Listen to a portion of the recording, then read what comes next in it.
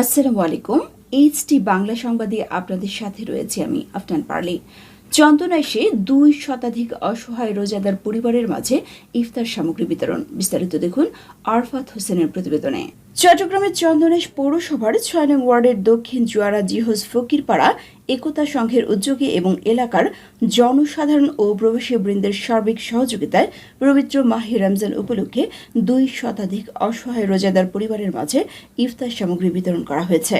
27 ফেব্রুয়ারি শুক্রবার বিকেলে পৌরসভার দক্ষিণ জুয়ারা জিহজ ফকিরপাড়া এলাকায় এ ইফতার সামগ্রী বিতরণ অনুষ্ঠানের আয়োজন করা হয়।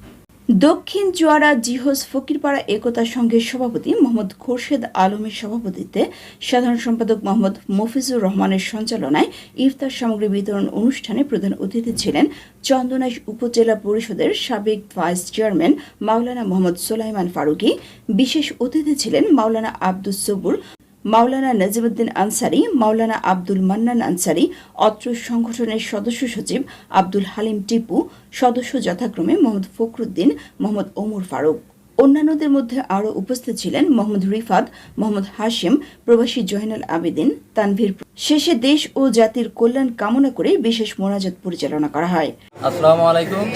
আমরা দক্ষিণ জেলা জিহজ ফকিরপাড়া একতা সংঘের উদ্যোগে এবং প্রবাসী ভাইয়েরা এবং এলাকাবাসীর সহযোগিতায় আমরা প্রতি বছরের নেই যে ইফতার সামগ্রী দিয়ে যারা আর্থিকভাবে সহযোগিতা করছি, মানসিকভাবে সহযোগিতা করছি, তারা আর পক্ষ থেকে আন্তরিকভাবে ধন্যবাদ।